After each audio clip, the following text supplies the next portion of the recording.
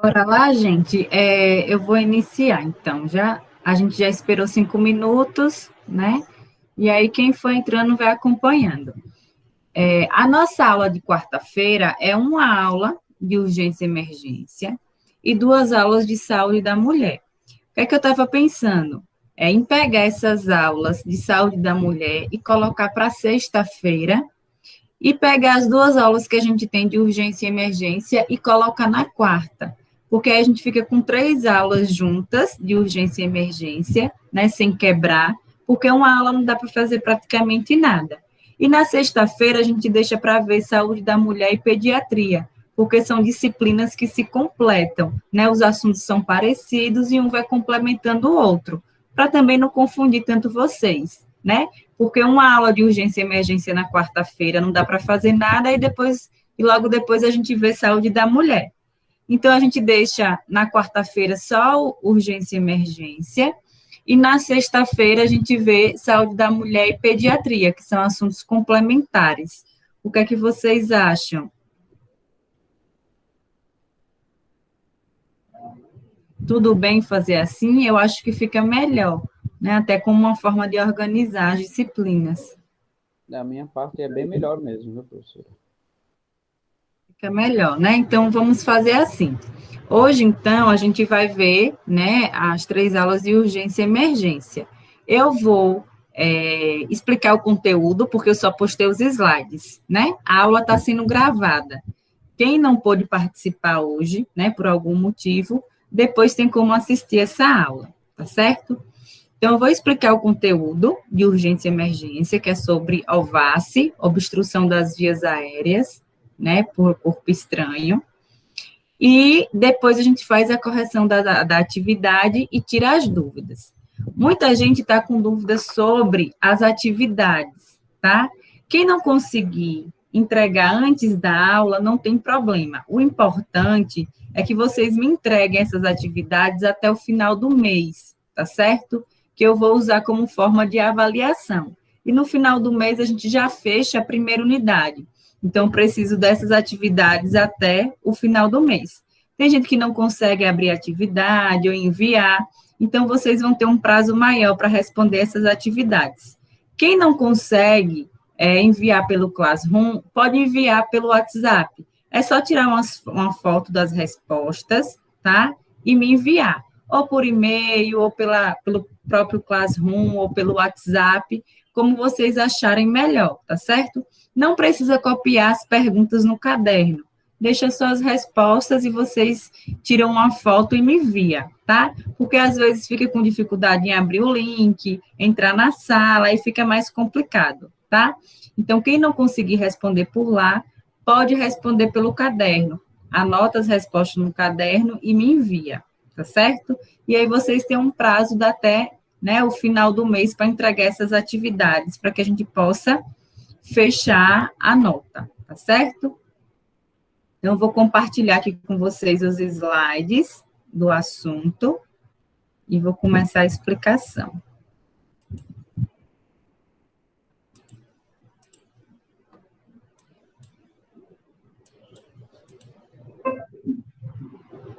Tá aparecendo para vocês, gente, os slides? Tá. Então, vamos lá. O assunto de hoje, né, de urgência e emergência, é o VASE. O que é que significa o VASE? O VASE é a sigla, né, do termo obstrução por vias aéreas por corpo estranho. Então, o VASE, obstrução das vias aéreas por corpo estranho, tá? Então, o que é isso? É quando, né, a vítima, ela tem uma obstrução das suas vias aéreas ou por um alimento, ou por uma secreção, né, por algum objeto que suspenda esses movimentos respiratórios, que suspenda essa troca de gases, tá? De enviar oxigênio e liberar gás carbônico. Então, quando a gente tem a obstrução dessas vias aéreas, a gente denomina OVACI, ou obstrução das vias aéreas por corpo estranho, tá certo? Então, aqui a gente tem, né, a anatomia do nosso sistema respiratório. que é composto pelas fossas nasais, né, que fica na parte interna das nossas narinas, pela faringe, tá, que é a primeira porção que a gente chama também, né, de garganta, a laringe, a traqueia, que é um tubo longo, que vai levar esse ar até o pulmão, né? No pulmão nós temos os brônquios, que são 2 ramos que vão dividir, né, em pulmão direito e pulmão esquerdo, tá? Nós temos também, né, os bronquíolos, que são ramos menores e em maior quantidade, que se enramam por todo o pulmão, né, para levar esse ar. E nós temos os alvéolos, tá? Que são as estruturas responsáveis por essa troca gasosa. Os alvéolos mandam oxigênio, né, para a corrente sanguínea, para o nosso organismo, e liberam o gás carbônico, tá? Então, a função, né, do nosso sistema respiratório vai ser fazer essa troca gasosa, né, liberar gás carbônico e enviar para o nosso sistema, né, circulatório o oxigênio para percorrer por todas as células, né? Nós já vimos lá no assunto de parada cardiorrespiratória que o oxigênio, né, ela funciona como combustível para todas as células. Então, a gente só consegue ter atividade celular, a gente só consegue ter a função dos órgãos, né, na presença de oxigênio. Sem oxigênio, as células morrem, tá? Então, a função do nosso sistema respiratório vai ser realizar essa troca gasosa, liberar o gás carbônico, que é tóxico, tá? E enviar para o nosso organismo o oxigênio, que vai ser fonte, né, de energia para que essas células consigam trabalhar. Quando a gente, né, respira, né, inspira, joga o ar para dentro, né, a gente precisa que esse ar percorra pelo sistema respiratório.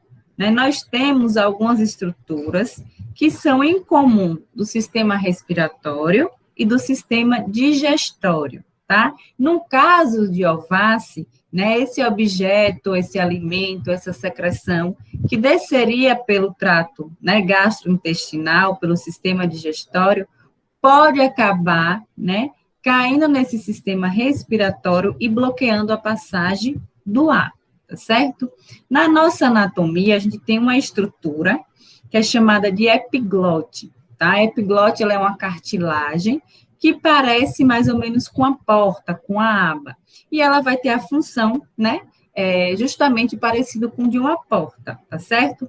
Ela vai fechar a comunicação que a gente tem, né, da faringe, tá, com a laringe, quando a gente for, né, usar o sistema digestório, e vai fechar, né, a comunicação entre a epiglote e o esôfago, tá, quando tem a passagem do ar. Deixa eu voltar aqui essa imagem para vocês conseguirem ver melhor. Quando a gente engole água, alimento, né, quando a gente vai utilizar o sistema digestório, né, esse alimento ele vem para a boca, tá? Passa pela faringe, depois da faringe ele vem para, né, o esôfago. O que acontece? A epiglote fecha, né, a laringe, né, fecha a traqueia, tá? E esse alimento vai passar para o esôfago. Quando a gente respira, né, inspira o ar, a epiglote vai fechar o esôfago para encaminhar esse ar, né, para passar para a laringe e para a traqueia, tá certo? Então, a laringe, ela vai ser uma porta, né, que vai fechar ou abrir, tá? Determinada estrutura. Se for, né, do sistema respiratório, ela vai liberar a traqueia, né, a laringe, para que esse ar passe pela laringe, traqueia e chegue aos pulmões.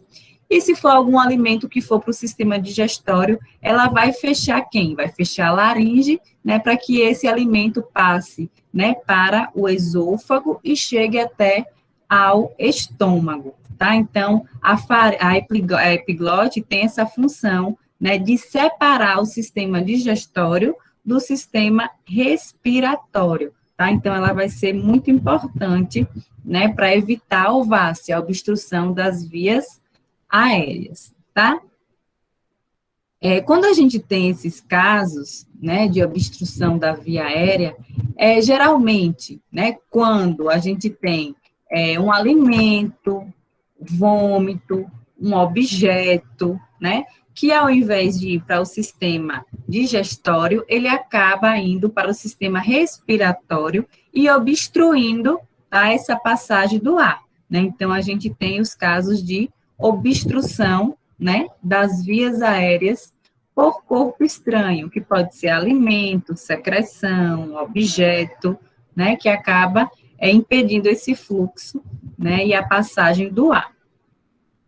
Então, qual é a fisiologia do nosso sistema respiratório?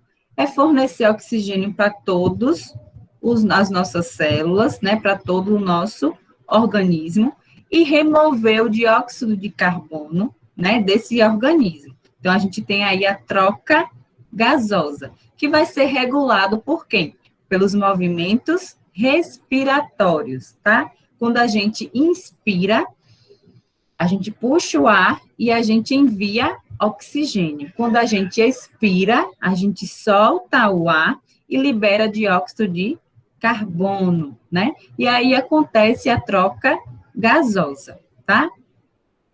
Então, quando a gente tem asfixia, né, vai ser o quê? O bloqueio ou a dificuldade de respiração por alguma forma, né, de impedimento da entrada do ar nos pulmões. Então, toda vez que a gente falar asfixia, vai ser o quê? Vai ser a falta dessa troca gasosa, né? Vai ser o bloqueio dessa troca gasosa, né? Então, tem várias causas que podem levar à asfixia. Um afogamento, né? A inalação de fumaça, ou então de produtos tóxicos, a obstrução das vias aéreas por objeto, por alimento, por secreção, né? Em caso de compressão do pescoço, porque a gente tem, né, o esmagamento ou enforcamento dessas estruturas, né, das vias aéreas, né, por problemas orgânicos, como no caso da parada cardiorrespiratória, né, que a falência do coração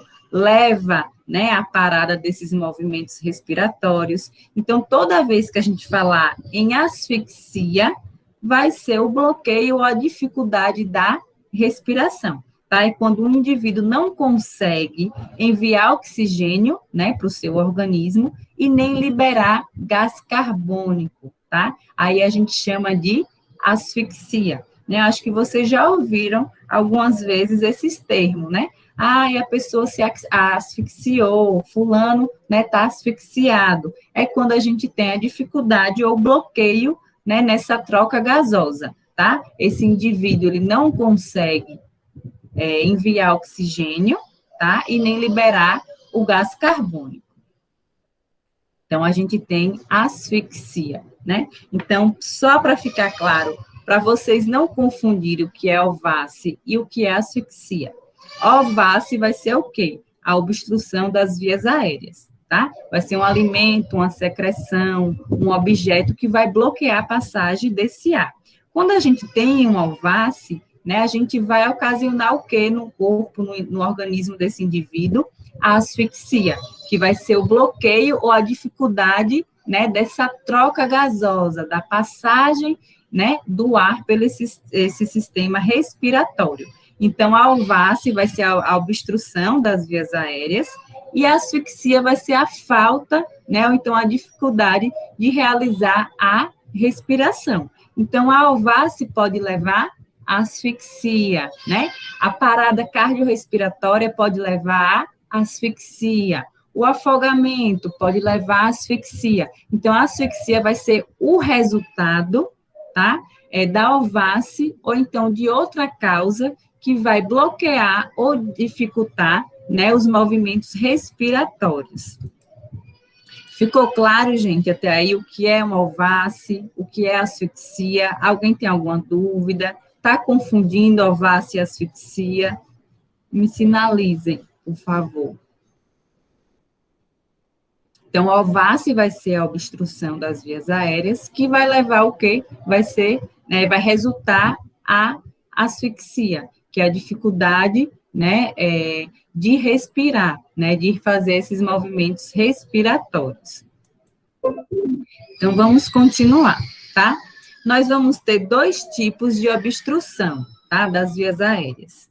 Uma obstrução parcial e a obstrução total, tá? Na obstrução parcial, né, esse objeto, esse alimento, essa secreção, obstruiu só uma parte dessa via aérea, tá? Essa pessoa consegue ainda, né, ter passagem de ar, mas, né, de forma ineficaz, né? A pessoa vai respirar com dificuldade. Quando a gente tem obstrução total, né, a gente vai ter o bloqueio total dessas vias aéreas, tá? A gente não vai conseguir realizar nessa troca gasosa. Então, na obstrução parcial, o indivíduo apresenta tosse, tá? Ele vai conseguir, né, respirar com dificuldade, tá? Mas ele ainda consegue, né, respirar e tossir. Na obstrução total, o indivíduo ele não consegue falar, ele não consegue respirar e ele não consegue tossir, tá? Então, são sinais e sintomas que a gente consegue identificar uma obstrução total de uma obstrução parcial. Na obstrução parcial, esse indivíduo vai conseguir falar com dificuldade, né? Ele vai conseguir tossir e ele vai conseguir também respirar com dificuldade. Na obstrução total, ele não vai conseguir nem falar, nem respirar e nem tossir, porque a via aérea vai estar completamente, né, totalmente obstruída, tá certo? Então, através desses sinais e sintomas, a gente consegue identificar uma obstrução parcial de uma obstrução total, tá? Então, se eu vejo que o indivíduo, a vítima, né, ela não consegue falar, tossir e nem respirar, é porque essa via aérea está totalmente obstruída, tá? E o que é que pode causar, né, essa obstrução? A língua, tá? Quando o indivíduo tem rebaixamento do nível de consciência, tá? A língua é um músculo, ela pode descer, tá? E obstruir essas vias aéreas. Em caso de vômito, também, né? A vítima pode se engasgar com essa secreção. Objeto estranho, e aí acontece mais em crianças, né? Como brinquedos, objetos pequenos que a criança leva à boca. Os alimentos também, né? Pode levar à obstrução das vias aéreas. Edema, né? Em caso, né, de intoxicação, né? Em caso de alergias, a gente pode ter um edema, né? Da faringe, um edema do esôfago e levar à obstrução das vias aéreas. E espasmos também, né? Geralmente, quando a pessoa, né, tem uma crise convulsiva ou tem alguma patologia que leva a espasmos, tá? Porque a gente tem a musculatura que fica em volta dessas estruturas. E esse espasmo, que é a contração involuntária dessa musculatura, pode acabar obstruindo as vias aéreas, tá? Então, pessoas mais idosas, né? Pessoas que têm alguma doença degenerativa, pessoas em crises convulsivas, pode ter o espasmo, que está relacionado ao sistema nervoso central, né? Então, é quando o sistema nervoso central, involuntariamente, né, leva à contração da musculatura, né, que fica nesses órgãos, nessas estruturas, levando à obstrução, né, das vias aéreas, tá certo? Então, as causas mais comuns são, né, a língua que pode obstruir, tá? Quando a gente tem o rebaixamento do nível de consciência, vômito, objeto estranho, alimentos, né, edema e espasmos. São as causas mais comuns de obstrução das vias aéreas, tá certo? Gente, se vocês não estiverem entendendo, se estiver rápido demais, vão me sinalizando que eu repito, ou então falo mais devagar, tá? Então, quais são as manifestações clínicas que acontecem na OVACI, né? Como é que eu posso identificar uma vítima de OVACI? Né? A primeira sinal que a gente tem, né, é a vítima agarrando o queixo, né, entre os polegares e os dedos, ou então colocando as mãos, né, no pescoço. Pode apresentar tosse fraca, ineficaz, alguns ruídos na respiração, angústia respiratória aumentada, que é quando essa vítima se esforça né, para realizar os movimentos respiratórios, incapacidade de falar, então, quando a pessoa está engasgada, está em alvácio e não consegue falar, né, se for uma obstrução total, não vai conseguir respirar e nem tossir, tá? Então, o movimento de ar, ele vai estar ausente, né, na presença da obstrução completa da via aérea. Na parcial, a gente ainda consegue, né, observar movimentos respiratórios, né, ineficaz, com angústia, com esforço, mas a gente ainda consegue observar. Se for uma obstrução total, a gente não consegue observar, né, os movimentos respiratórios, né, de inspiração e expiração. Outra coisa, né, que vai ser alterada também é a saturação de oxigênio que vai cair, né? Então, se no momento a gente tiver, né, a presença de um oxímetro de pulso, né, ao verificar a saturação dessa vítima, né, a saturação de oxigênio vai estar baixa. O que é a saturação de oxigênio? É a quantidade de oxigênio no sangue, né? Se a gente tem a obstrução das vias aéreas, esse indivíduo não vai conseguir enviar oxigênio, né, para a circulação sanguínea. Então, ao medir a saturação, né, a saturação vai estar baixa. Quais são os valores normais de saturação de oxigênio? Acima de 95%, tá? Então, a gente espera que o indivíduo saudável tenha de 95% a 100% de saturação de oxigênio no sangue, tá? Abaixo de 95%, né, pode indicar alguma complicação nessa troca gasosa, tá? O organismo desse indivíduo não está conseguindo enviar oxigênio para a corrente sanguínea, tá certo? Então, através da saturação de oxigênio, a gente também pode identificar, né, a alvácie, tá? Então, quando a gente tem essa obstrução, né, a gente tem que ficar atento para realizar as manobras o mais rápido possível, porque a gente sabe que a falta de oxigênio, né, principalmente no cérebro da gente, resulta em inconsciência e pode levar de forma rápida à morte, né? Então, a gente viu que tem os órgãos vitais do nosso organismo, que são os órgãos, né, que são essenciais para a nossa vida, para a manutenção da nossa vida, né, que vai ser o pulmão, coração e cérebro da gente. Quanto mais tempo a gente fica sem oxigênio, mais danos, mais sequelas a gente tem nesses três órgãos, principalmente no nosso cérebro, que é ele que comanda todas as funções do nosso organismo, né? Então, em casos de parada cardiorrespiratória, em caso de alvácia, a gente tem que realizar a reversão dessa situação o mais rápido possível, tá? Para evitar a morte, né? E as sequelas, tá? Que podem ser instaladas nesse organismo.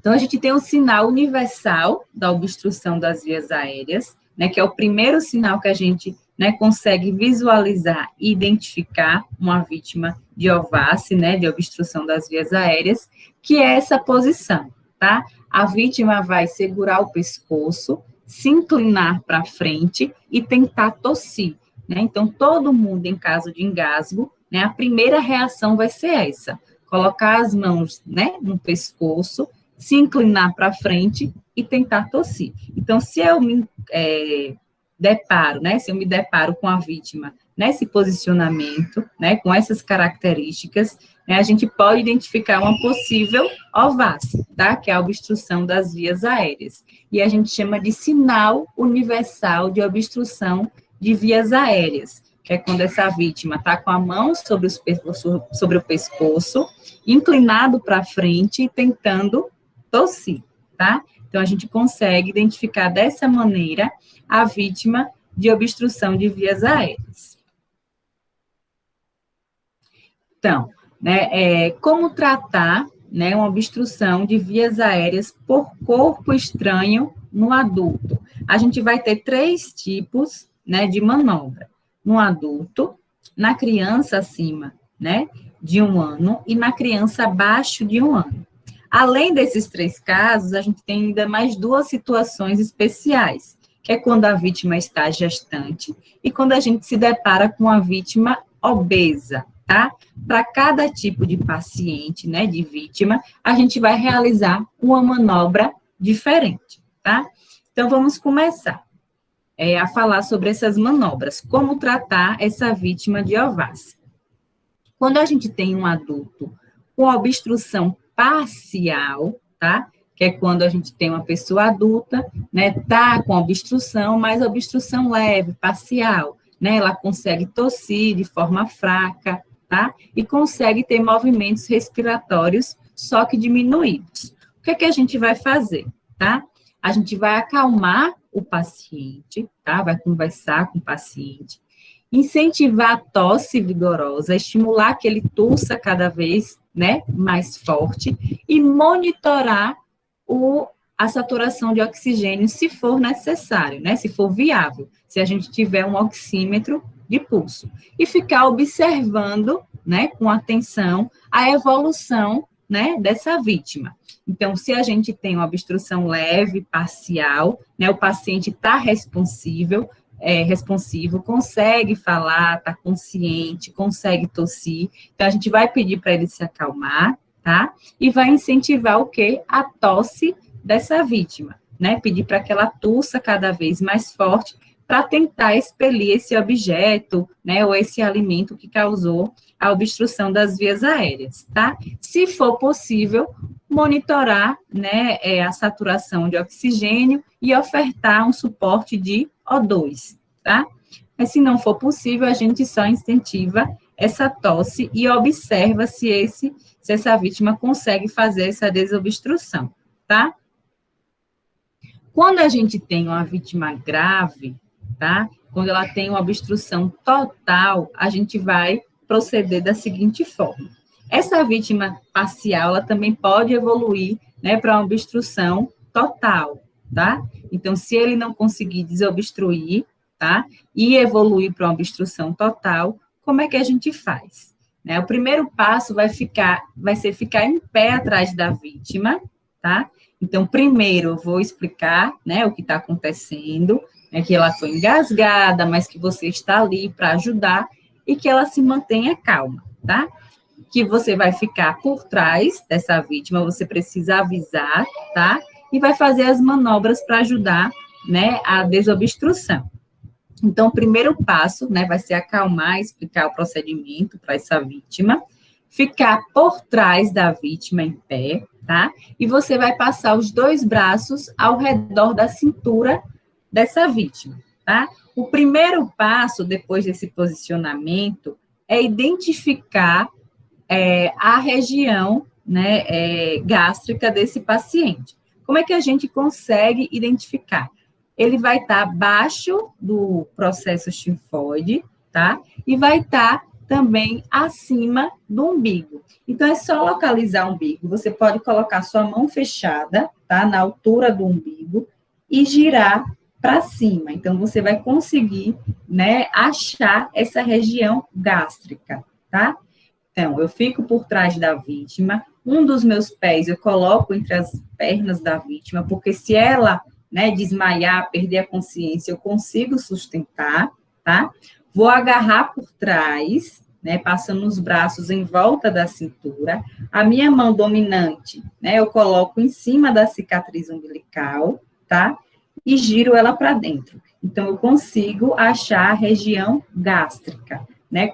Pego a minha outra mão no dominante e coloco por cima da mão que está posicionada na região gástrica, tá? Então, com o punho fechado, eu vou fazer uma pressão para dentro e para cima, para dentro e para cima. Por quê? Eu vou causar uma pressão, né, sobre o estômago, né, dessa vítima, e eu vou induzir o quê? A desobstrução, tá, dessas vias aéreas, porque a gente vai fazer uma pressão no estômago para o que tiver obstruindo as vias aéreas, né, ela consiga expelir. A gente vai fazer uma pressão no diafragma dessa vítima, né, então a gente consegue forçar, né, o ar que está dentro dos pulmões para fora. A gente consegue criar uma tosse artificial, né, com mais força para conseguir expelir esse corpo estranho e desobstruir essa via aérea, tá?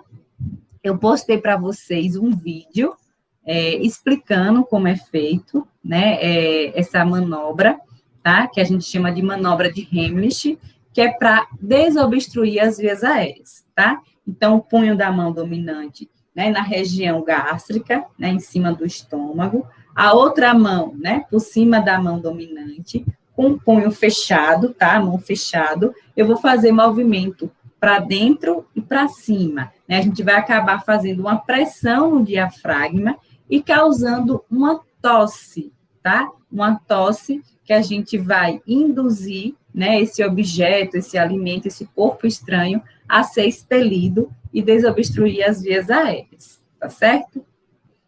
Eu fiz a manobra, e a vítima não desengasgou, e ela acabou perdendo a consciência, ela ficou inconsciente. O que é que eu vou fazer? Eu vou deitar, né, esse paciente em uma superfície rígida, tá? Pode ser no chão, né, na posição dorsal, que é aquela posição, né, de barriga para cima, e aí a gente vai iniciar a técnica de RCP, né, de reanimação cardiopulmonar, tá? Essas vítimas em OVACI, em obstrução das vias aéreas, elas podem, né, evoluir para uma parada cardiorrespiratória, né? E a gente lembra quais são os sinais de uma parada cardiorrespiratória. A ausência de movimentos respiratórios, né? A ausência de pulsação e a vítima inconsciente. Então, se eu estou fazendo a minha técnica de OVACI, né, as manobras de Heimlich, para desobstruir as vias aéreas, e esse paciente, né, que já está sem os movimentos respiratórios, perder pulso e consciência, ele evoluiu para uma parada cardiorrespiratória. Eu vou parar de fazer, né, a manobra de Heimlich e vou iniciar a RCP, né, que é a reanimação cardiopulmonar, né? Então, lembrando a fisiopatologia, o que é que acontece? Essa vítima, ela vai estar sem respirar, né, que ela vai estar com as suas vias aéreas respiratórias obstruídas, né? Então, essa vítima está sem movimento respiratório. O que é que pode acontecer? Essa vítima sem movimento respiratório, sem oxigênio, tá? Pode, né, entrar em uma parada cardiorrespiratória. Por quê? Porque vai faltar, né, oxigênio para o coração. Então, sem oxigênio, o coração, né, não tem força para bombear, então o coração vai parar, e vai faltar oxigênio no seu cérebro, né? Então, vai ter o quê? A perda da consciência. Então, se essa vítima apresentar esses 3 sinais, tá? Ele já estava em ausência de respiração, ele evolui, né, para a perda dos movimentos circulatórios, a gente não encontra pulsação, e ele perde a consciência, eu sei que a minha vítima, que estava com obstrução das vias aéreas, evoluiu para uma parada cardiorrespiratória. Então, eu paro de fazer a manobra de Heimlich e começo a fazer, né, a RCP, a reanimação cardiopulmonar, tá certo? Quando a gente realiza, né, as manobras de RCP, a gente também, né, vai estar estimulando, né, esse corpo estranho a sair das vias respiratórias, porque nas compressões, né, torácicas, a gente vai o quê? Fazer uma pressão no tórax desse paciente, né, a gente acaba comprimindo também o diafragma, né, e ajudando que esse objeto, né, ele saia. A gente vai liberar as vias aéreas, né, desse paciente, então vai ajudar mais ainda, né, a liberação desse objeto, desse corpo estranho, e a gente também vai ofertar oxigênio através das ventilações. Então, se eu estou, né, fazendo a minha técnica, a minha manobra de Heimlich, na vítima consciente, né, com obstrução total das vias aéreas, e ela evolui para uma parada cardíaca, né, eu vou suspender, né, as manobras de Heimlich e vou iniciar a minha técnica, né, de reanimação cardiopulmonar. Até aí tudo bem, gente? Ficou claro? Se eu tenho uma vítima, né, de OVACI e ela evolui para uma PCR, eu vou parar, né, as manobras de Heimlich, que é o punho fechado sobre a região gástrica, né, movimentos para dentro e para cima, tá? Para desobstrução. Se essa vítima ela perde a consciência, né, geralmente ela perdeu também os movimentos circulatórios, que é a pulsação. Então, ela evoluiu para uma parada cardiorrespiratória. Eu paro a minha manobra de Heimlich e vou começar a fazer o quê? As manobras de RCP, reanimação cardiopulmonar, tá? Porque essa vítima, ela agravou, ela entrou em parada cardiorrespiratória. E aí nós vamos fazer aquela técnica, né? As 30 compressões torácicas, né? Liberar vias aéreas e 2 ventilações, tá? Então, 30 compressões, né, torácicas, libera as vias aéreas e 2 ventilações, tá? Quando essa vítima evolui para uma parada cardiorrespiratória, tá certo? A outra vítima, tá? Agora a gente tem o caso de gestantes. Quando a gente tem uma gestante, tá? A gente tem um volume da região abdominal, tá? E a gente lembra, né, que dentro do útero dessa gestante vai ter o quê? Um feto em desenvolvimento.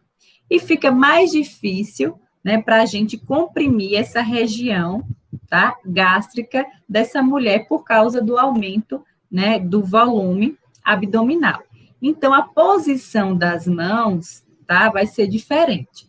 Na vítima grave, tá, consciente, sendo gestante, como é que a gente faz? A gente vai ficar por trás, tá, da vítima, explicar o que a gente vai realizar, né, todo o procedimento, acalmar a vítima. Nós vamos, né, colocar a nossa perna entre as pernas da vítima, tá, com as nossas pernas abertas para formar uma base, porque se essa gestante desmaiar, a gente tem como sustentar, tá, e ela não cai no chão. E ao invés de colocar, né, a nossa mão fechada, o nosso punho sobre a região, né, gástrica dessa gestante, nós vamos encontrar uma porção mais acima, né, que é a linha intermamilar, tá, que vai ficar entre os mamilos da vítima e na região do externo, tá? E nós vamos fazer, né, a técnica de aplicar golpes para dentro, tá certo? Para a gente tentar desobstruir as vias aéreas dessa gestante. Então, no caso de gestante, a gente não coloca a mão, né, sobre a região gástrica, o estômago, porque a gente vai ter uma anatomia diferente, né? A gente viu lá em saúde da mulher que quando a gente tem, né, o aumento do útero por causa do desenvolvimento do feto, os órgãos, eles sobem, né, por causa do aumento do útero. Então, o estômago vai ficar mais acima, o intestino vai ficar mais acima, o diafragma também vai ficar mais acima. Então, a gente vai ter uma anatomia modificada por conta da gestação. Então, ao invés de colocar a mão sobre a região gástrica, a gente vai colocar a mão sobre o externo da vítima, tá? Que fica entre os mamilos. E nós vamos aplicar golpes, né? Aplicar força para dentro, tá? Para a gente tentar desobstruir as vias aéreas dessa gestante, tá? Então, a gestante com obstrução total das vias aéreas e consciente, tá? Quando a gente tem a vítima obesa, né? O que é que a gente deve fazer? Geralmente, quando, né, a vítima é obesa, o socorrista, ele não consegue, né, entrelaçar suas mãos em volta da cintura, né, em volta da circunferência abdominal dessa vítima, tá? Então, a depender do grau de obesidade, fica difícil para a gente, né, alcançar essa região gástrica dessa vítima. Então, nós vamos posicionar essa vítima em decúbito dorsal, tá? Nós vamos explicar que vamos fazer uma técnica, né, de desobstrução. Nós vamos colocar essa vítima deitada, tá, de barriga para cima, que a gente chama de decúbito dorsal, tá? Nós vamos, né, nos ajoelhar, tá? Sobre essa vítima, tá? Cada joelho vai ficar, né, de um lado da vítima. Nós vamos colocar, tá, nossa mão dominante aberta em cima da região gástrica e a outra não dominante por cima da mão dominante. E nós vamos aplicar golpes, tá, em uma direção diagonal, de cima para baixo, tá? Para a gente conseguir fazer uma pressão no diafragma, né, e essa pressão causar uma tosse artificial, né, expelindo o que causou a obstrução. tá? Então, quando a gente não conseguir envolver com as mãos, tá? A circunferência abdominal dessa vítima, por ela ser obesa, nós vamos deitar ela no chão, tá? Ficar sobre essa vítima, com os joelhos apoiados no chão, colocar a mão dominante em cima, né, da região gástrica e aplicar golpes, né, na direção diagonal, de cima para baixo, tá? Para fazer uma pressão nesse diafragma e expelir, né, esse objeto, esse corpo estranho, através, né, de uma tosse artificial, tá certo? Então, a gente faz dessa maneira quando a vítima for obesa, tá? Em crianças, e sempre lembrando, toda vez que essa vítima, né, ou sendo gestante, ou sendo obesa, né, qualquer vítima que ela está em ováce, ela perder a consciência, né, e a gente não conseguir identificar a pulsação, a gente para as manobras, né, de desobstrução, né, a manobra de Heimlich, e a gente inicia a RCP, a reanimação cardiopulmonar, tá? E aí nós vamos seguir todos os protocolos de um RCP, tá? Identificar, né, a parada através dos sinais de inconsciência, né, a ausência dos movimentos respiratórios e a ausência do pulso, tá? Realizar o contato, né, com o SAMU, né, porque a gente tem uma parada cardiorrespiratória, e iniciar, né, as manobras, sempre iniciando com as compressões torácicas, depois liberação das vias aéreas e, por último, ventilação. São 30 compressões para cada 2 ventilações, tá? Então, se evoluir para uma parada, a gente vai fazer as manobras agora de RCP. No caso de crianças, né, como é que a gente deve agir, tá? No caso de crianças, tá, que a gente tem a obstrução total das vias aéreas, tá? E a criança ainda está consciente, a gente vai fazer de uma forma semelhante da do adulto, tá? Nós vamos acalmar essa criança, tá certo? Nos posicionar por trás da criança, só que ao invés de ficar em pé, nós vamos ficar ajoelhados por causa da altura da criança. Então, se eu fico em pé, né, vai ficar ruim para a gente alcançar, né, a região gástrica dessa criança.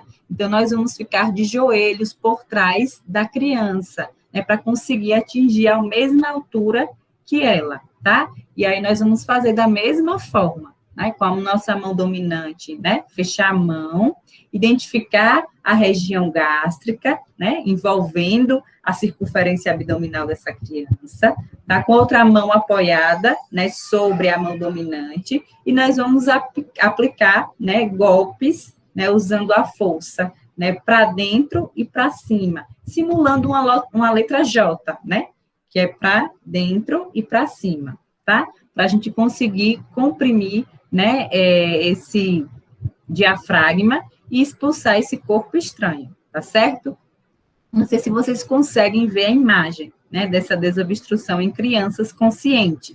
Né, a gente se posiciona por trás da criança, né, o socorrista precisa estar, né, de joelhos, com os 2 joelhos apoiados no chão, porque a gente consegue ficar da altura da criança. Os 2 braços, né, vão envolver a circunferência abdominal da criança, mão dominante sobre a região gástrica, a outra por cima, e nós vamos aplicar golpes, né, com a força de para dentro e para cima, para tentar, né, a desobstrução dessa criança, tá? Se a criança perder a consciência, a gente vai verificar o quê? Pulsação. Então, a criança sem pulsação, tá? A criança inconsciente, sem movimentos respiratórios, ela evoluiu para uma parada cardiorrespiratória. Nós vamos acionar o SAMU e iniciar o quê? A RCP, né? A reanimação cardiopulmonar, tá? Do mesmo jeito. Quando for crianças menores que 1 ano de idade, que a gente tem os lactentes, né? Os bebês. O que é que a gente deve fazer?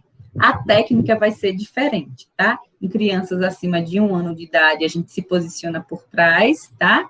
De joelhos e aplica a manobra de Heimlich.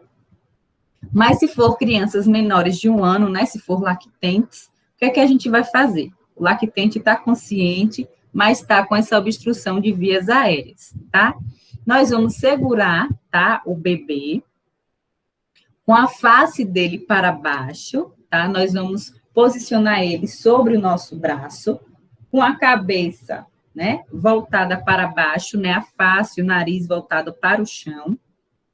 Nós vamos colocar a cabeça dele mais inclinado, tá, em relação à altura do corpo. Então, a cabeça vai estar, né, mais para baixo e o corpinho vai estar voltado, né, mais para cima. Então, ele vai estar nessa posição aqui, ó, diagonal, tá? Com a cabecinha para baixo, voltada a face para o chão, tá? E nós vamos aplicar 5 golpes entre as escápulas, que a gente chama popularmente de pá, né? Então, no meio das costas dessa criança, tá? Entre as escápulas. Não precisa ser golpes fortes, tá? Golpes leves, porque a gente tem, né, um bebê, um lactente. Então, nós vamos aplicar 5 tapinhas, tá? Então, os tapinhas sempre no meio das escápulas, no meio das costas desse bebê. Depois que a gente aplicar, né, 5 golpes entre as escápulas, a gente vai virar essa criança, tá? Vai colocar o rostinho dela para cima e nós vamos aplicar 5 golpes no externo dessa criança, tá? Na linha mamilar, entre os mamilos, tá? No meio do tórax. Nós aplicamos 5 golpes. Quando eu termino de aplicar esses 5 golpes, eu vou tentar visualizar a boca e nariz dessa criança, para ver se esse objeto ele foi expelido, né? Se eu consigo, né, enxergar, né, um brinquedo que ele engoliu, ou um pedaço de plástico, né, ou alimento, leite materno, se conseguir sair pelo nariz ou pela boca. Se eu não consigo visualizar, né, o que causou a obstrução, e essa criança continua com a ausência dos movimentos respiratórios, eu vou voltar essa criança para a posição, né, inicial, tá, com o rostinho voltado para o chão, inclinado a cabeça para baixo, e aplicar mais 5 golpes nas costas, viro ela novamente, né, em decúbito dorsal, aplico mais 5 golpes, tá, no externo da criança e visualizo de novo, né, se esse objeto, né, saiu. Então, a gente faz, né, esse ciclo de 5 tapinhas nas costas, né, e 5 compressões torácicas e vou visualizando para ver se a criança consegue expelir esse objeto ou se ela apresenta movimentos respiratórios. Como é que eu visualizo esses movimentos respiratórios? Através do tórax, né? Quando a gente inspira, o tórax expande, né? Quando a gente expira, o tórax, né, ele comprime de novo. Então, a gente tem esses movimentos respiratórios. Então, se após, né, essa manobra, a criança voltar aos seus movimentos respiratórios, eu, né, interrompo e direciono a criança para a unidade hospitalar, para uma avaliação médica, tá? Se essa criança, se esse bebê, né, esse lactente, evoluir para uma parada cardiorrespiratória, né, se ele perder a consciência, tiver ausência de pulsação, tá? E a ausência dos movimentos respiratórios, a gente inicia a técnica de quê? De RCP, tá? Então, a gente vai fazer do mesmo jeito, a mesma técnica, né? 30 compressões torácicas para cada 2 ventilações, tá? E sempre lembrar que antes de começar as manobras de reanimação cardiopulmonar, acionar o SAMU, tá? Porque essa criança, esse bebê, ele vai precisar, né, de um suporte avançado de vida, tá certo? Então, pedir para alguém que esteja próximo, ou então você mesmo aciona, e aí logo após a gente, né, volta, inicia a técnica de reanimação cardiopulmonar, tá? Se durante, né, a minha técnica de RCP, ou então a minha técnica, né, de desobstrução, a gente conseguir, né, identificar esse objeto, né, esse corpo estranho na boca da criança, nós vamos remover com o dedo, tá? Nós vamos fazer uma chave no dedo, tá? Introduzir na boca da criança e tentar puxar esse objeto, tá certo? Alguma dúvida, gente, sobre essas técnicas? Vão ser bem semelhantes, tá? O adulto, a gente vai ficar posicionado por trás, tá? E aplicar golpes, né, na região gástrica, para dentro e para cima, tá certo? Na gestante, a localização da mão vai ficar um pouco mais acima, tá? No externo, que é entre, né, os mamilos. Na vítima obesa, né, nós vamos colocar ela em decúbito dorsal e aplicar esses golpes sobre, né, a região gástrica dessa vítima. No caso de criança, né, a gente só precisa ficar de joelho por trás e aplicar os golpes, né, na região gástrica, né, para dentro e para cima, para a gente conseguir alcançar a altura da criança, né, a gente fica de joelhos. E bebês, a gente vai fazer o quê? A gente vai virar ele com a cabecinha voltada para o chão, tá? Cabeça inclinada, mais baixa, aplicar 5 golpes entre as escápulas, volta a criança para decúbito dorsal e aplica, né, 5 compressões torácicas, sempre visualizando boca e nariz, né, para ver se esse objeto sai, e também visualizando a expansão do tórax, né, ver se ele consegue retornar aos seus movimentos, né, respiratórios. Se todas essas vítimas evoluírem, né, por uma parada cardiorrespiratória, perder a consciência, não tiver pulso, né, e a ausência também dos movimentos respiratórios, a gente inicia a técnica de RCP, né, porque possivelmente essa vítima ela evoluiu para uma parada cardiorrespiratória em consequência da obstrução, né. Então, faltou oxigênio para o coração, então, para a pulsação, faltou oxigênio para o cérebro e ele vai perder a consciência. Então, essa vítima evolui para uma parada cardiorrespiratória, certo? Alguma dúvida, gente?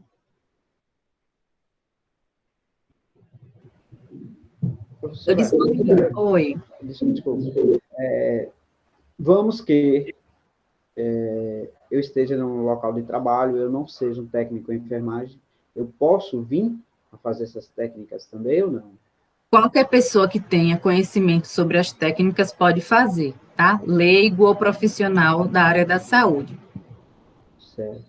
De repente, até venha tentar e vem que essa pessoa, de repente, entra em óbito. E aí a família vai querer processar, porque foi a pessoa que, né, mesmo tentando ajudar, às vezes é processado por tentar ajudar. Então, Não, a família não tem o direito de processar, né? Porque tanto o leigo quanto o profissional de saúde pode realizar a manobra, né? Se a pessoa não conseguir a desobstrução, né? Foi uma fatalidade, né? E a vítima entra em óbito. Mas qualquer pessoa pode realizar a manobra de desobstrução das vias aéreas. O que você não pode fazer é, né, a pessoa entrar em parada e você não acionar o SAMU. Toda vez que tiver uma vítima, eu preciso acionar o SAMU, porque ela vai precisar de um suporte avançado de vida, tá certo? Ok, obrigado. Então, qualquer pessoa pode fazer. Mais alguma dúvida, gente? Todo mundo conseguiu responder a atividade?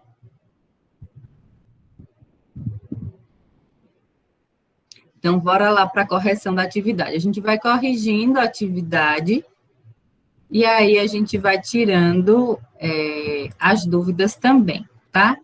Vou colocar aqui para vocês a atividade.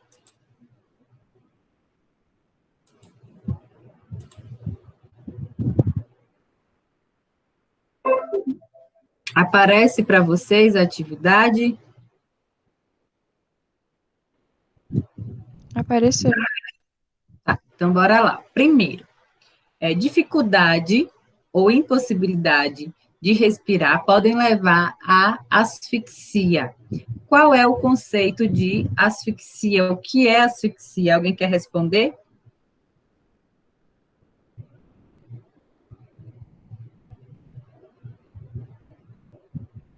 Então, bora lá. A asfixia vai ser a dificuldade ou a incapacidade de realizar as trocas gasosas, tá? Então, a asfixia vai ser a dificuldade, tá? Ou a ausência, né, da realização das trocas gasosas. É quando o indivíduo não consegue realizar, né, essa troca, enviar oxigênio, tá, para o organismo e liberar o quê? O gás carbônico, né? Então, a gente vai ter o quê? Uma asfixia. né? E essa asfixia, ela pode evoluir para uma parada cardiorrespiratória, né? A gente vai ter insuficiência de oxigênio, o oxigênio vai começar, né, a baixar a sua concentração na corrente sanguínea. E aí vai faltar oxigênio para o coração, vai faltar oxigênio para os pulmões e para o cérebro, que são órgãos, né, vitais, os órgãos essenciais. E sem oxigênio, eles não conseguem realizar suas funções. Então, né, o pulmão vai perder a sua capacidade de fazer, né, essa oxigenação, essa troca gasosa.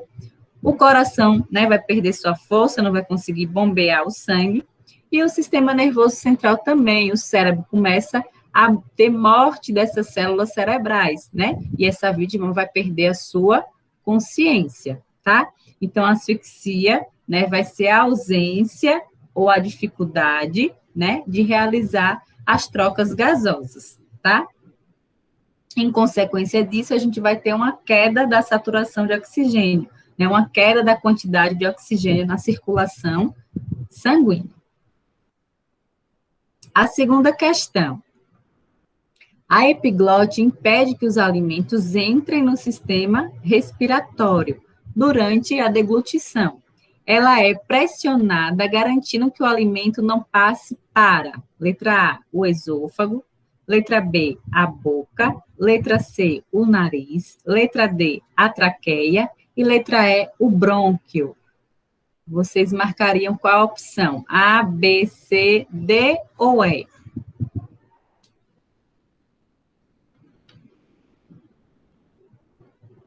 Então, vai ser a letra D, evitar que o alimento ele passe para a traqueia, tá?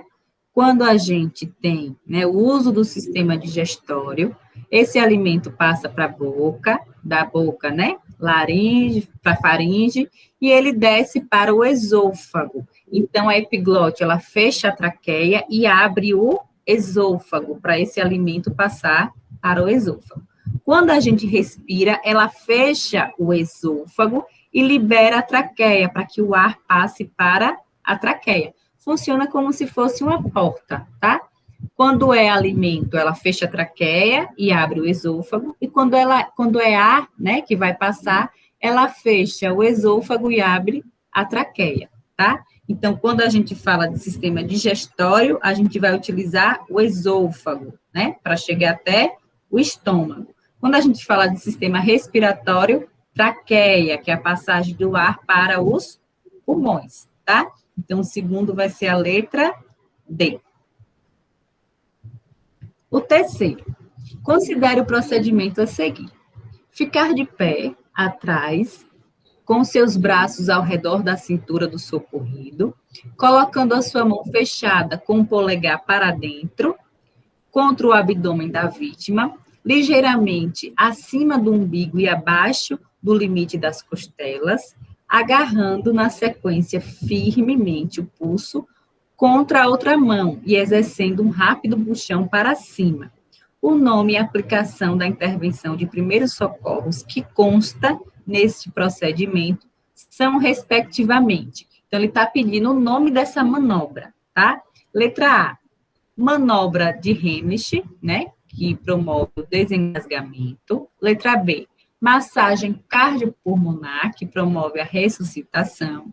Letra C, artifício de Johnson, né, que é a retomada da consciência. Massagem cardíaca com alongamento, que é a estabilização da pulsação. E pressão carotídea, que é a verificação dos sinais vitais. Esse procedimento é qual? Letra A, B, C, D ou E? Essa é fácil.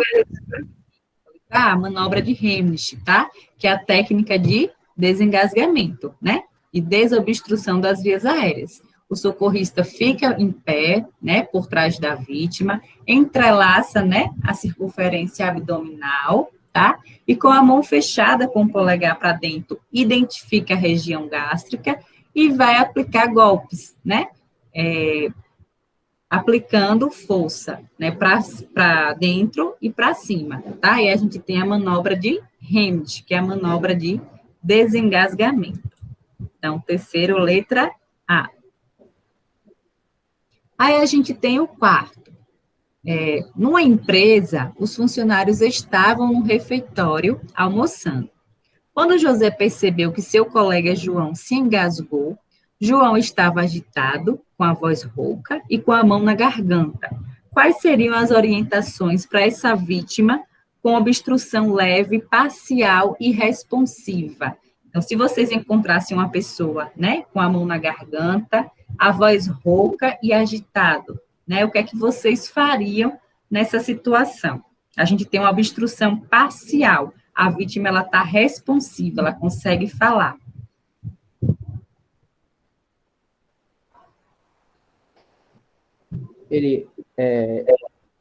A pessoa iria acalmar primeiro, no caso, iria acalmar o José, explicar o que estava acontecendo e as manobras que seriam feitas naquele momento ali para tentar ajudá-lo. Então, bora lá, né? Relembrar. Toda vez, né, que a gente tiver uma obstrução parcial, o que é essa obstrução parcial? A vítima está responsiva, tá? Ela consegue ainda respirar e ela consegue falar. A gente não vai aplicar as técnicas, né, a manobra de Heimlich. O que é que a gente vai fazer? Tentar acalmar a vítima e incentivar a tosse. Pedir para ela tossir até que ela consiga, né, expelir, né, esse corpo estranho. Quando a gente tiver uma obstrução total, tá? Que a vítima não consegue falar, não consegue respirar e não consegue tossir, a gente vai fazer as manobras de Heimlich, tá? Ficar por trás e aplicar golpes, né, na região gástrica. Se esse paciente perder a consciência, tá? Não tiver pulsação, tá inconsciente e sem movimentos respiratórios, a gente vai fazer a reanimação cardiopulmonar, tá? Então, o paciente consegue falar, né? Com dificuldade, mas consegue respirar, né? Consegue tossir. O que é que a gente faz? Acalma a vítima e incentiva a tosse. Pede para ele tossir até, né, conseguir a desobstrução.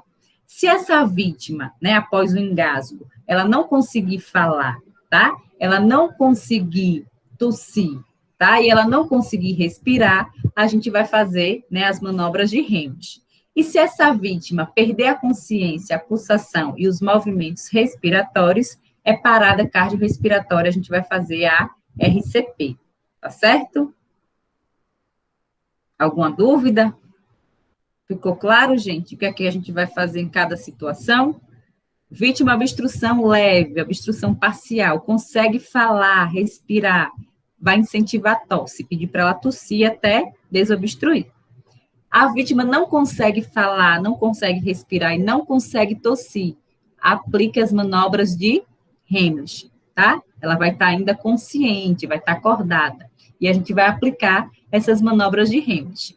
Se a vítima perder a consciência, a pulsação e os movimentos respiratórios, ela evoluiu para uma parada cardiorrespiratória. Então, nós vamos realizar as técnicas de RCP, né? Reanimação cardiopulmonar, tá certo? Então, nós podemos encontrar essas três situações.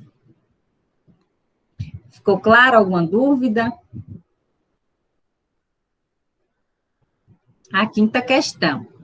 Confirmado a obstrução das vias aéreas por corpo estranho, né, OVACE, o procedimento para desobstrução em adulto consciente é: letra A, bater 2 ou mais vezes nas costas até a desobstrução total. Letra B, deitar a vítima e iniciar as manobras de compressão abdominal. Letra C, posicionar-se por detrás da vítima e iniciar as manobras de compressão abdominal. Letra D, posicionar-se na parte anterior e bater nas costas até a desobstrução. Letra E, realizar manobras de compressões nas costas com a vítima deitada. Então, é letra A, B, C ou D. Eu tenho um paciente com obstrução total, consciente e adulto. O que é que eu devo realizar nessa vítima? Letra C. Isso, então seria a letra C, né, que é a manobra de Heimlich. Posicionar-se por detrás da vítima e iniciar as manobras de compressão abdominal, né? Então, toda vez adulto, obstrução total consciente, né? A gente vai fazer as manobras de Heimlich, tá? Se ele tiver inconsciente, RCP, tá? E se ele tiver uma obstrução parcial, conseguir falar, conseguir respirar, a gente só vai incentivar a tosse. O sexto, confirmada a obstrução das vias aéreas por corpo estranho, o procedimento para desobstrução em uma gestante consciente é... Então, a gente tem uma gestante, né, ela se engasgou, não consegue tossir, não consegue falar e não consegue respirar, mas está consciente, está acordada. O que é que eu devo fazer?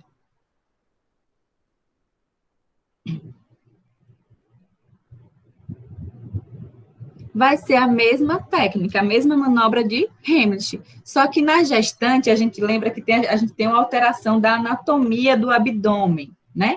Então, quando a gente tem uma vítima, né, adulta, nessa situação que não está gestante, a gente vai identificar o quê? A região gástrica, que fica aqui no abdômen, né? Logo abaixo do tórax, acima do umbigo, né? Então, fica nessa região gástrica. E nós vamos causar uma pressão, golpes, né, nessa região, para a gente conseguir desobstruir a via aérea. Na gestante, a gente tem uma modificação da anatomia, né, a gente tem o aumento do útero, tá, e os órgãos do abdômen, né, eles sobem, tá? Então, a região gástrica, né, vai ficar mais acima, o estômago vai ficar mais acima, o intestino vai ficar mais acima, então a posição da nossa mão vai mudar. Na gestante, a única coisa que muda é o quê? Ao invés de colocar, né, a nossa mão fechada em cima do estômago, né, na região gástrica, nós vamos colocar onde? Entre a linha mamilar, né, entre os mamilos, no meio do tórax, né, no externo. E nós vamos aplicar, né, uma força para dentro para conseguir desobstruir, né, por causa da mudança anatômica, né, por causa do aumento do volume, né, desse abdômen na gestante, tá certo? Então, a única mudança vai ser essa, vai ser a posição da mão. Ao invés de colocar acima, né, do estômago, a gente vai colocar no externo, né, no meio do tórax, entre, né, os mamilos dessa paciente, né, dessa vítima, tá certo? O sétimo, uma criança de 8 meses de idade, saudável, foi deixada pela sua mãe em seu berço, com um balão de festa de aniversário. Algum tempo depois... Oi, professora, desculpa atrapalhar a aula. Eu vou ter que sair com urgência para a UPA. O senhorzinho, aquele lá no quiosque, acabou de tombar o carro. Tá certo. A aula vai ficar gravada e disponível lá no Classroom, tá?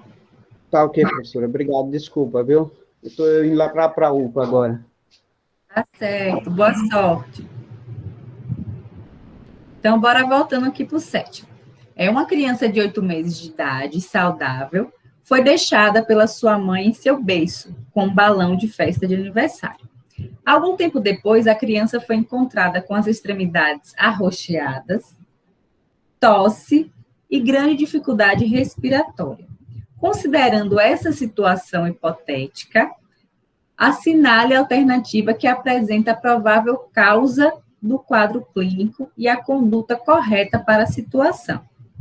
Então, aqui ele fala que uma criança com menos de 1 ano de idade, né, 8 meses, foi deixada, né, no seu berço por sua mãe, brincando com um balão de aniversário. Logo depois, a criança foi encontrada, né, com as extremidades arroxeadas, tosse e dificuldade de respirar. Então, o que provavelmente aconteceu com essa criança? Letra A. Trata-se provavelmente de um quadro de apneia idiopática, muito comum nessa faixa etária, e uma das principais causas de morte súbita na infância, né? Deve-se, nesse caso, iniciar imediatamente as manobras de ressuscitação, né? De RCP, tá? A apneia idiopática, né? Quando a criança ela se volta de narizinho para baixo e ela, né, essa posição, por causa do colchão, impede, né, a respiração. Letra B. Trata-se provavelmente de quadro de engasgamento com asfixia, muito comum nessa faixa etária. A conduta indicada nesse caso é entrar em contato com o serviço de emergência e iniciar as manobras específicas para expelir o corpo estranho das vias aéreas. Letra C. Trata-se provavelmente de quadro de asma agudo e a criança deve ser imediatamente levada a um serviço de emergência. Letra D. Devido às múltiplas causas de dificuldade respiratória nessa faixa etária, não é possível identificar a causa, devendo-se acionar o serviço de urgência e aguardar sua chegada, pois a remoção da criança por leigos pode agravar o quadro.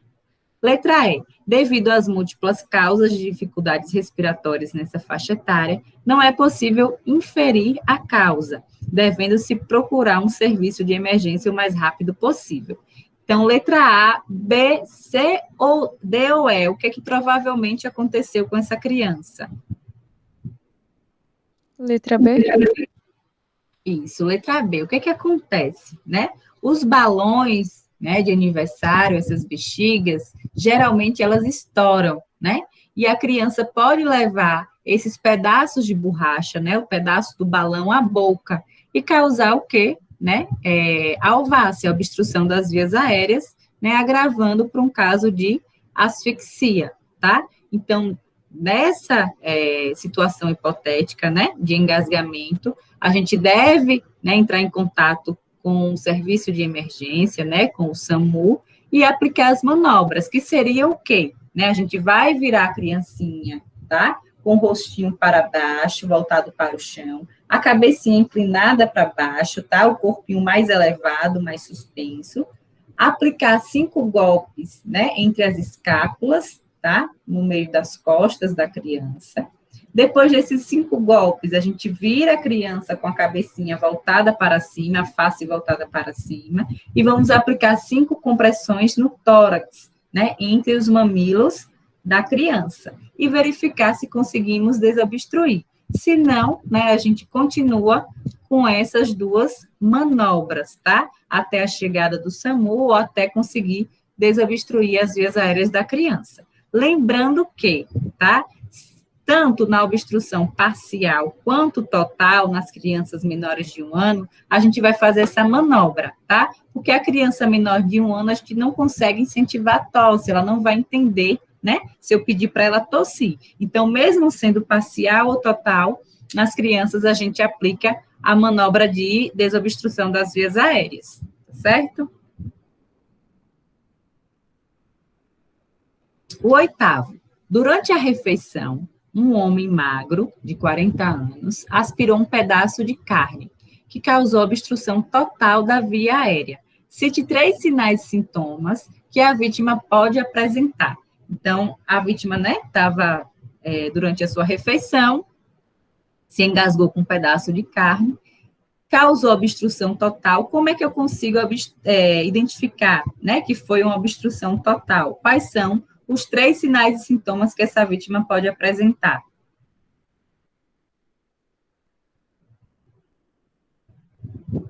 Então, bora lá? A vítima, né, ela não vai conseguir tossir, né, ela não vai conseguir falar e ela não vai conseguir respirar, né? São os 3 sinais e sintomas de obstrução total da via aérea, tá? Na obstrução parcial, a vítima consegue falar, mas com dificuldade, consegue respirar com dificuldade, tá? Mas a vítima de obstrução total, não, ela não vai conseguir respirar, não vai conseguir falar e não vai conseguir tossir, tá? A vítima não tossiu, não falou, não respirou, obstrução total. Agora, se ela consegue tossir, se ela consegue falar e respirar, vai ser uma obstrução parcial, que a gente vai incentivar a tosse. Agora, se ela não fala, se ela não tosse, não respira, obstrução total, a gente vai iniciar as manobras de Heimlich, tá? A última questão. A obstrução das vias aéreas superiores por corpos estranhos é uma das causas de morte em adultos e crianças. A atuação de um socorrista pode ser vital para a vítima. Em relação a esta situação, é correto afirmar, exceto, a gente vai marcar a alternativa falsa, tá? Letra A. Em caso de presença de corpo estranho no nariz, deve-se comprimir com o dedo a narina não obstruída, orientando a vítima a expulsar o ar pela narina em que se encontra o corpo estranho, mantendo a boca fechada. Letra B. A manobra de Heimlich é indicada somente na ocorrência de obstrução parcial. Letra C. A obstrução total, a vítima consegue tossir, consegue falar ou respirar, aparecendo cianose labial e de extremidades e falta de expansibilidade torácica. Letra D. A obstrução parcial pode aparecer desconforto respiratório e de início súbito associado a tosse, náusea, estridor ou chiado. Vocês marcariam letra A, B, C ou D?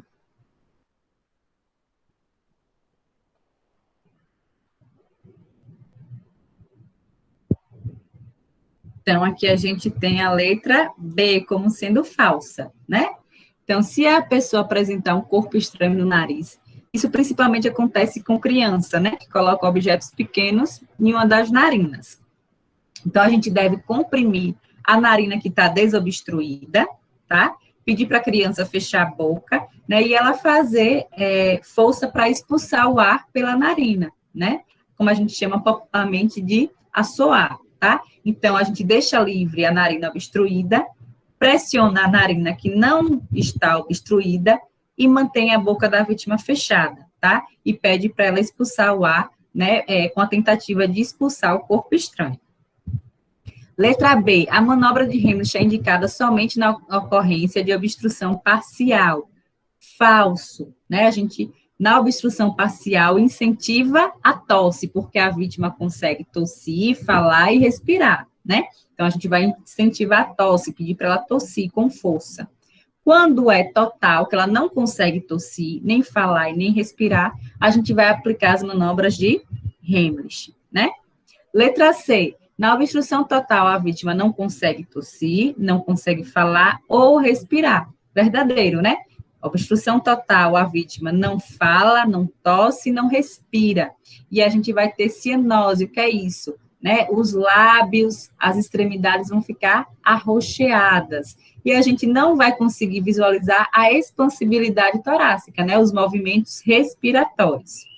Letra D. Na obstrução parcial, pode apresentar desconforto respiratório, de início súbito associado a tosse, náusea, estridor ou chiado. Verdadeiro, né? Na obstrução total, parcial, a vítima consegue o quê? Respirar, mas com dificuldade, consegue tossir, né? E a gente pode verificar um estridor ou chiado, que é isso? São ruídos durante a respiração, tá certo? Então, o nono falso vai ser a letra B. A manobra de Heimlich é indicada somente na ocorrência de obstrução total e não parcial, tá? Alguma dúvida, gente, sobre esse assunto, sobre a atividade?